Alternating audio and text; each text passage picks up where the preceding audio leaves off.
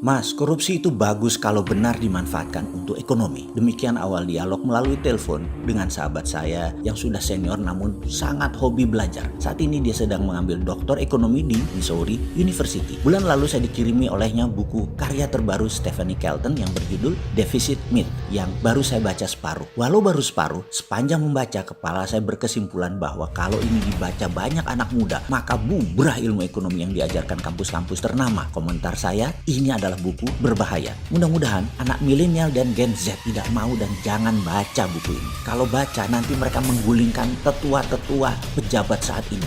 Pokoknya jangan baca. Biarlah anak muda ini tetap main TikTok, e-games dan sosmedan saja. Jangan jadi pinter. Kalau anak milenial baca buku ini, lalu nanti ketika menjadi pengelola negara di tahun 2024 dipakai, bisa-bisa jadi negara superpower Indonesia di tahun 2045. Di mana hal ini mempermalukan generasi tetua sekarang yang menjabat, yang sudah diingatkan, disarankan untuk ubah segalanya sekarang agar tahun 2030 jadi nomor 1 Indonesianya. Tapi tetap ngotot pakai cara lama yang belum terbukti dan jalan dengan baik. Tapi saya yakin anak muda milenial gak akan baca buku-buku beginian. Saya juga yakin anak muda di bawah 40 tahun gak akan punya biji untuk masuk ke dalam pemerintahan karena gak berani melawan yang tua-tua. Walaupun milenial tahu semua bahwa old system doesn't work, saya yakin gak akan berani anak-anak mudanya. Kalaupun berani, strateginya mereka nggak punya. Orang nggak pernah belajar bela negara. Memang secara sistemik anak muda ini memilih menerima dirinya dibodohkan agar memilih diam dan menjadi mati angin seperti saat ini. Anak muda dibuat inferior sejak 20 tahun yang lalu by sistem. Saya yakin nggak punya cukup modal anak muda sekarang untuk menjadi pemimpin bangsa. Kalaupun punya, pasti nggak bisa merapatkan barisan. Kalaupun punya, pasti nggak bisa membangun organisasi yang solid, masif, militan. Pasti. Buktinya sekarang hanya bisa berkoar-koar di sosmed, sporadis, tidak bersatu, tidak satu suara, juga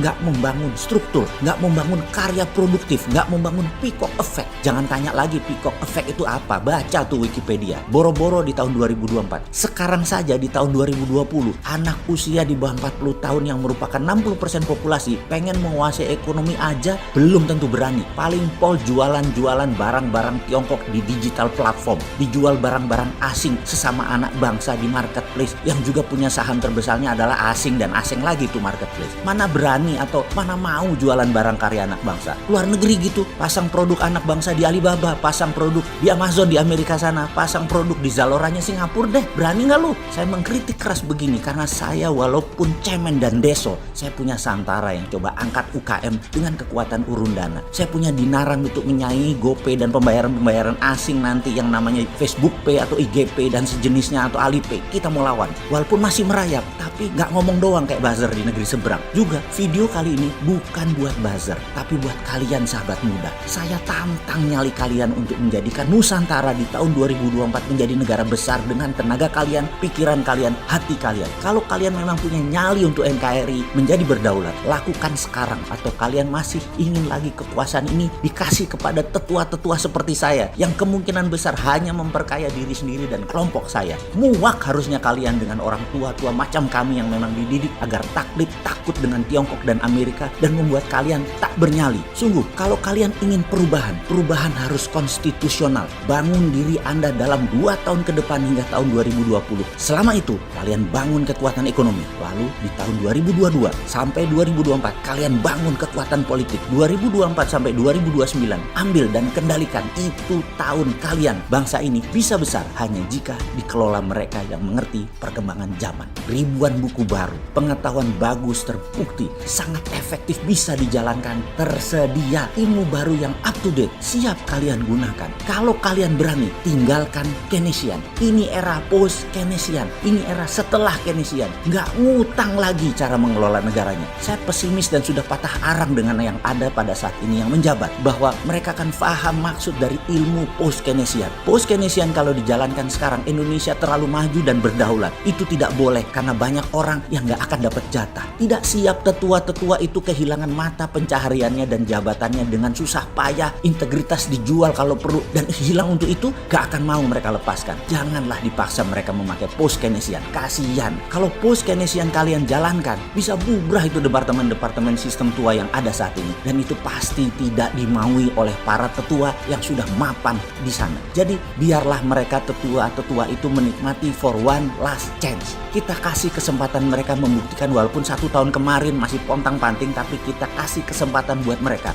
Maunya mereka. Monggo buktikan diri Anda, wahai para tetua. Mau berapa lama? 1 tahun? 2 tahun? Atau sampai 4 tahun lagi? Monggo. Tapi kalian anak muda, kalian harus melihat ke depan. Bangun ekonomi kalian secepat-cepatnya bersama-sama. Buatlah rencana besar. Lakukan baby step-nya segera sekarang. Kembali ke pernyataan kurang ajar sahabat saya di awal. Kok bisa korupsi nggak masalah? Gila kamu. Demikian saya nyolot. Dia mengatakan, benar, secara moralitas dan spiritualitas mungkin korupsi itu pendosa dan pasti dosa, dan itu salah. Namun sisi ekonomi kan melihatnya adalah kemanfaatan ekonomi untuk banyak orang. Demikian dia mengawali argumennya yang dilanjutkan. Kalau korupsi dipakai untuk foya-foya, belanja hal produktif, itu bisa berefek bagus untuk ekonomi. Maksudmu? Saya masih nyolot. Dia pun melanjutkan menjawab, sayangnya orang korupsi itu takut belanja-belanja harta korupnya, tapi memilih disimpan. Paling top 20%-nya dibelanjakan barang konsumtif itu lagi. Sisanya dia simpen karena takut ketahuan atau ditaruh di luar negeri. Ketika mereka ke luar negeri, tinggal di rumah milik mereka, belanja barang mewah, kendaraan, dan lain sebagainya, top aja. Lalu balik ke tanah air, disederhanakan gayanya. Diperlihatkan penampilan naif dan lugu. Padahal udah Anda sendiri yang jawab. Jadi kalau mereka para koruptor itu 100% memanfaatkan dananya di dalam negeri, apalagi untuk investasi sektor produktif, itu dana 11.000 triliunnya, gila ekonomi Indonesia majunya kayak apa. Itulah saya katakan kalau korupsi itu bagus kalau dimanfaatkan secara benar untuk ekonomi dalam negeri. Yang parah korupsi marak, duitnya hanya 10% dimanfaatkan dalam negeri dan sisanya disimpan atau dibawa ke luar negeri. Ambiar ekonomi negaranya. Sudah sektor swasta kering, proyek kering, duit dibawa ke luar negeri atau disimpan sama koruptor. Bagaimana bisa negaranya maju? Sungguh, ini hanya sanepo, ini hanya sindiran dan kiasan. Yang terbaik adalah dalam pemerintahan yang benar, tidak ada korupsi dan tidak ada bagi-bagi jatah, di mana dana 11.000 triliunnya dimanfaatkan semua di dalam negeri. Kalau itu terjadi, top markotop dah Indonesia.